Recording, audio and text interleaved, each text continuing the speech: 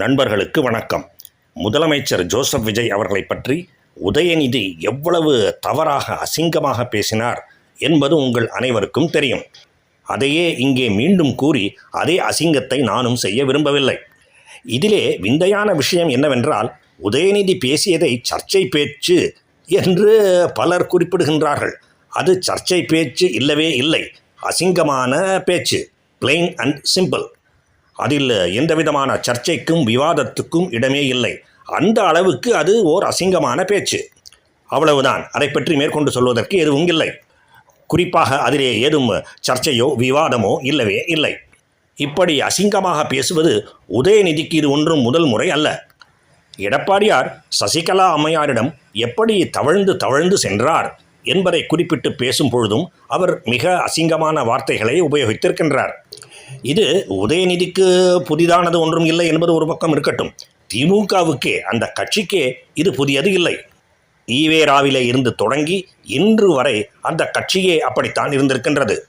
அசிங்கமான பேச்சுத்தான் ஒருவர் திமுகவிலே சேருவதற்கு அடிப்படை தகுதி என்று அந்த கட்சி வைத்து கொண்டிருக்கின்றதோ என்று கூட நினைக்க தோன்றுகின்றது. அப்படிப்பட்ட கேவலமான கட்சி அது. இந்த ஒரு காரணத்துக்காகவே திமுகவை மக்கள் நிரந்தரமாக புறக்கணித்திருந்திருக்க வேண்டும். ஆனால் செய்யவில்லை.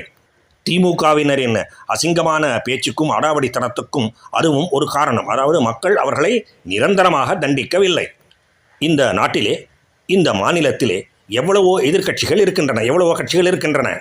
திமுக, அதிமுக, தேமுதிக, பாமக, இடதுசாரிகள், பாஜக, தமிழ் மாநில காங்கிரஸ் என்று எத்தனையோ கட்சிகள் மாநில அளவிலே இருக்கின்றன. அதை போலவே தேசிய Congress, Indian national Congress, Trinamool Congress, Aam Aadmi party, Telugu Desam party, YSR Congress, Sharad Pawar அவர்களின் NCP, nationalist Congress party, Shiv Sena என்று எத்தனையோ கட்சிகள் இருக்கின்றன. அவற்றிலே சில குறிப்பிட்ட சில தீய அம்சங்களை கொண்டிருக்கின்றன. உதாரணமாக காங்கிரஸும் திரிணாமுல் காங்கிரஸும் சிறுபான்மையினரை தாஜா செய்து அவர்களை ஓட்டு வங்கியாக மட்டுமே பயன்படுத்தக்கூடிய பெரும் தவறை செய்கின்றார்கள். நாட்டுக்கே பெரிய தீமையை கொடுக்கக்கூடிய விஷயம் இது. அதை தவிர ஊழல் வேறு. ஆம் ஆத்மி பார்ட்டியின் தலைவரான அரவிந்த் கெஜ்ரிவால் அவர்களோ அர்பன் நக்சல் என்றே பெயர் வாங்கியிருக்கின்றார். அதிமுகவும் ஊழலிலே சளைத்தது அல்ல. ஓரளவு சிறுபான்மையினரின் வாக்கு வங்கியை குறிவைப்பதும் உண்டு. ஆக இவை போன்ற கட்சிகள் தீய அம்சங்களிலே சிலவற்றை கொண்டிருக்கின்றன. ஆனால் திமுகவை எடுத்துக்கொள்ளுங்கள், தீய அம்சங்கள் அனைத்தும் அடங்கியதுதான் அந்த கட்சி. ஊழல், அசிங்கமான பேச்சு, நடத்தை, நாட்டுக்கு எதிராக வன்மம் கக்குதல், பிராமணர்களுக்கு எதிராக வன்மம் கக்குதல் மற்றும் ஹிந்தி, சமஸ்கிருதம், வடநாட்டினர் முதலியவர்களை பற்றிய எதிர்ப்பு கருத்துக்கள், சிறுபான்மையினரை தாஜா செய்து அவர்களை ஓட்டு வங்கியாக பயன்படுத்துவது, அதற்காக என்ன வேண்டுமென்றாலும் செய்வது, இப்படி தீய அம்சங்கள் பலவற்றை, எல்லாவற்றையுமே கொண்டு விளங்குகின்றது திமுக. அதனால்தான் இத்தனை கட்சிகளுக்கு நடுவிலே திமுகவை மட்டும் நாம் மற்றும் மற்றவர்கள் அடிப்படையிலேயே தீய சக்தி என்று குறிப்பிடுகின்றோம்.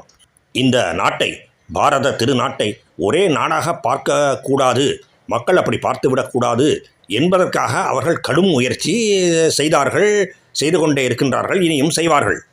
ஆனால் உதாரணமாக அதிமுகவை அப்படி சொல்லிவிடுவதற்கு இல்லை, அடிப்படையிலேயே தீய சக்தி என்று சொல்லிவிடுவதற்கு இல்லை. ஊழலிலே அது திமுகவை போலவே சிறந்து விளங்குகின்றது. அதை தவிர அந்த கட்சியிலே இங்கே அங்கே ஓரிருவர் தனி மனித ஒழுக்கம் இல்லாமல் இருக்கின்றார்கள். ஆனால் திமுக தனி மனித ஒழுக்கம், குடும்ப ஒழுக்கம், சமுதாய ஒழுக்கம், அரசியல் ஒழுக்கம், அரசு ஒழுக்கம் என்று எதுவுமே இல்லாத கட்சியாக விளங்குகின்றது. உண்மையிலேயே திமுக தான் கரப்பான் பூச்சி. திமுகவை பற்றி குறிப்பிடும்போது ஜெயகாந்தன் அவர்கள் என்ன கூறியிருக்கின்றார் என்றால், தமிழ்நாட்டிலே இருக்கின்ற அழுக்கு எல்லாம் ஒன்றாக சேர்ந்து மொத்தமாக உருவாகியதுதான் திமுக என்று கூறியிருக்கின்றார். அது முற்றிலும் உண்மை. எதிர்க்கட்சிகளிலே பல விரும்பத்தகாத தீயதை செய்யக்கூடிய அம்சங்கள் சிலவற்றை கொண்டிருந்த போதிலும் திமுகவை மட்டும் நான் குறிப்பிட்டு தாக்குகின்றேன் என்று உங்களிலே சிலர் நினைக்கலாம். அதற்கு காரணம் இதுதான். அது அடிப்படையிலேயே தீய சக்தி. எந்த கோணத்திலே இருந்து பார்த்தாலும் தீய சக்தி. இப்படிப்பட்ட ஒரு கட்சி தமிழ்நாட்டிலே தலை எடுத்திருக்கவே கூடாது. ஆனாலும் எடுத்துவிட்டது. மக்கள் தான் இதற்கு காரணம், வாக்காளர்கள் தான் இதற்கு காரணம். தமிழக வாக்காளர்கள் அவ்வப்போது திமுகவை ஓரம் கட்டுகின்றார்களே தவிர நிரந்தரமாக அந்த கட்சியை புறக்கணிப்பது என்கின்ற முடிவுக்கு வரவே இல்லை. இதுதான் நமது துர்பாக்கியம். நாமே அசிங்கமானவர்களாக இருப்பதும் அசிங்கமானவர்களை ஊக்குவிப்பதும் இந்த இரண்டுமே ஒன்றுதான் என்பதை தமிழக வாக்காளர்கள் இன்று வரை புரிந்து கொண்டதாகவே தெரியவில்லை. இந்த காரணத்தினாலே தமிழக வெற்றி கழகத்தின் விஜய் அவர்களின் பொறுப்பு மிக மிக அதிகம் ஆகின்றது. ஏனென்றால் இப்போதைக்கு தாவேக தோற்றால் அரசு அமைக்கப் போவது திமுக தான். அப்படிப்பட்ட நிலைமை தமிழ்நாட்டிலே மீண்டும் உருவாகிவிடவே கூடாது. அதனால்தான் தமிழக வெற்றி கழகம் ஓரளவாவது நல்ல ஆட்சியை கொடுக்க வேண்டியது மிக மிக அவசியமான ஒன்றாக ஆகின்றது. தாவேக வீழ்ந்தால் அந்த இடத்தை திமுக பிடித்து கொண்டு விடும். தமிழக மக்களுக்கு விடிவே இருக்காது. தாவேகாவை பொறுத்தவரையிலே அது திமுகவை போல அடிப்படையிலேயே ஒரு தீய சக்தி என்று என்னால் கூறிவிட முடியவில்லை. இதுவரை நடந்திருக்கின்ற விஷயங்களை பார்க்கும்பொழுது அப்படி கூறுவதற்கு இடம் இருப்பதாக தெரியவில்லை.